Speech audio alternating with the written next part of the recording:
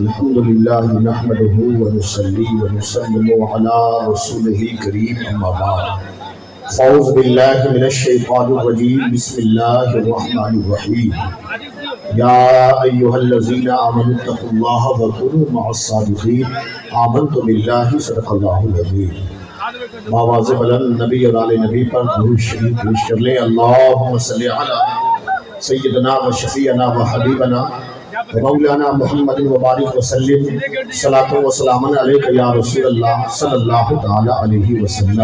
حضرات، پہلی بار اس سے سید ملت میں شرکت کی سعادت حاصل ہوئی حضور پیر طریقت صاحب سجادہ حضرت مولانا غلام معصوم صاحب کیلی اور ہمارے ان کے بھائی جناب صوفی محفوظ عالم سعیدی دیگر علماء اہل سنت بیٹھے ہیں۔ میں چند لمحوں کے لیے آپ کے بیچ حاضر آیا ہوں، بس اس شعر کے ساتھ اپنی گفتگو کا آغاز کر رہا ہوں۔ پورا مجمع محبتوں کے ساتھ بآواز بلند کہے سبحان اللہ۔ بلا آگا فرمائے، تسبیح کے دانے کو بکھرنے نہیں دیتے، تسبیح کے دانے کو بکھرنے نہیں دیتے، تیغ علی جسے چاہتے ہیں اجڑنے نہیں دیتے، تیغ علی جسے چاہتے ہیں اجڑنے نہیں دیتے، اور تسبیح کے دانے کو بکھرنا ہی پڑے گا، تسبیح کے دانے کو بکھرنا ہی پڑے گا۔ یا سید ملت سرکار کو چلمن سے نکلنا ہی پڑے گا، سرکار کو چلمن سے نکلنا ہی پڑے گا۔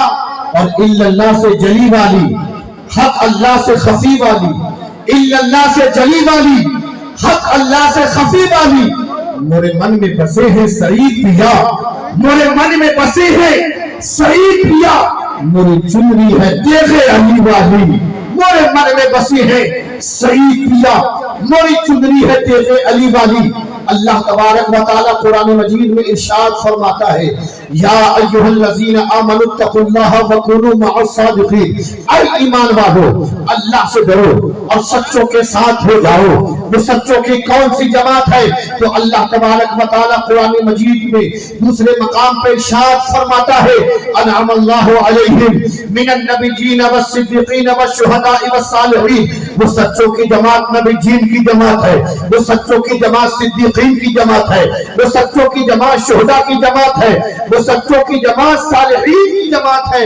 انہی سچوں کی جماعت کے قریب جو عاشق سرکار سرکاہی ہیں، جو سرکار سرکاہی کے مشن ہو، جنہوں نے پورے علاقے میں پھیلانے کا کام کیا، یعنی ہر علاقے کے لوگ کہیں سرکار سعید ملت، یعنی مظفر پور والے کہیں سرکار سعید ملت، ویشالی والے کہیں سرکار سعید ملت، نیپال والے کہیں سرکار سعید ملت، دلی والے کہیں سرکار سعید ملت، سلی گوڑی والے کہیں سرکار سعید ملت۔ یہ کون سی سرکار ہے جو ایک زمانے سے میرا پور شریف کی سرزمین پر آرام فرما ہے، جن کے بارگاہ سے روحانی فیض جاری ہے؟ ایک تو وہ سرکار ہے جو ووٹ کے ذریعے سے بنائی جاتی ہے، جو کہیں 4 سال میں گرتی ہے، کہیں 2 سال میں گرا کرتی ہے، لیکن ایک زمانے سے آپ کا عرص پاک ہو رہا ہے، میرا پور شریف سے آپ کے روضے سے فیضان جاری ہے، تو علماء کہیں گے جاوید اختر فیضی جو دنیا کے لوگ ووٹ کی طاقت سے سرکار بناتے ہیں، وہ سرکاریں گر جاتی ہیں، ان کے مرشد نے سرکار سرکاہی نے انہیں سرکار سعید ملت بنا دیا ہے۔ قیامت تک آپ کی عظمتوں کا جھنڈا لہراتا رہے گا، قیامت تک آپ کا فیض جاری رہے گا، قیامت تک آپ کی بارگاہ سے وہ فیض یافتہ ہوتے رہیں گے۔ حضرات گرامی، آپ نے دیکھا اکثر خانقاہ آپ نے دیکھے ہوں گے، لیکن خانقاہوں کا نظام بڑا بگڑا ہوا رہتا ہے، لیکن آج پہلی بار حاضری ہوئی۔ خانقاہ کا اصل مقصد کیا؟ جیسے ہی میں پہلی بار آیا، کوئی مجھے یہاں میں سمجھتا ہوں پہچانتے بھی نہیں، میں انجان بن کر خانقاہ میں گیا، لیکن جیسے ہی خانقاہ میں حاضری ہوئی تو ایک صاحب نے بیٹھایا بھی، ناشتہ بھی پیش کیا، پانی بھی پیش کیا۔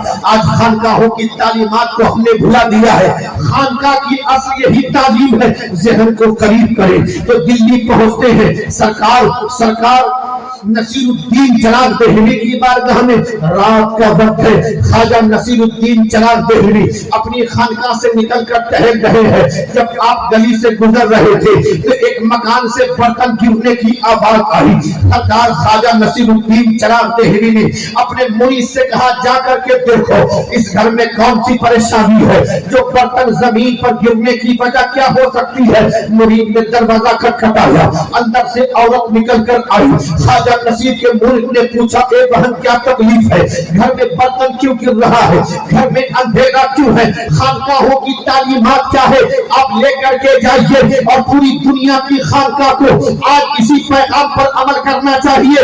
المختصر خواجہ نصیر کے مرید نے جب پوچھا، اس عورت نے کہا میں بیوہ ہوں، غریب ہوں، میرے گھر میں کھانے کا کوئی انتظام نہیں، میرا گھر اندھیرا ہے، اندھیرا۔ حضرات گرامی جب یہ خبر خواجہ نصیر الدین چراغ دہلوی کو پہنچی تو آپ نے مریدوں کو جمع کیا اور جمع کرنے کے بعد کہا کہ خانقاہ کے تمام چراغ کو جمع کیا جائے۔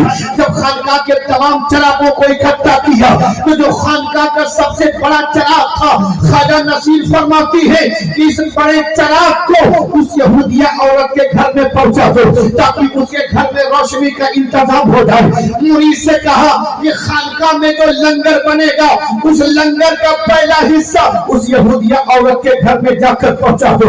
وہ ایمان والی نہیں بلکہ یہودیہ عورت تھی۔ یہ سلسلہ چلتا رہا، چند مہینے گزرے کہ ایک روز وہ عورت خواجہ نصیر کی خانقاہ میں آتی ہے اور آپ کی بارگاہ میں جاتی ہے اور جانے کے بعد کہا کہ حضور آپ نے مجھے پہچانا۔ خواجہ نصیر کہتے ہیں، خواجہ نصیر الدین چراغ دہلوی کہتے ہیں کہ ہاں میں نے تجھے پہچانا نہیں، اے بیٹی تم کون ہو، یہ تمہارے 5 بچے ساتھ میں ہیں، بتاؤ میں تمہارے کیا کام آ سکتا ہوں، بتاؤ میں تمہاری کیا مدد کر سکتا ہوں۔ اس عورت نے رو کر کہا کہ بابا میرے گھر میں روشنی کا انتظام آپ کرتے ہو، میرے گھر میں پانی کا انتظام آپ کرتے ہو، میرے گھر میں کھانے کا انتظام آپ کرتے ہو اور مجھے پہچانتے بھی نہیں۔ خواجہ نصیر نے کہا اچھا تو وہی یہودیہ عورت ہے جس کے گھر کے شوہر کا انتقال ہو چکا ہے۔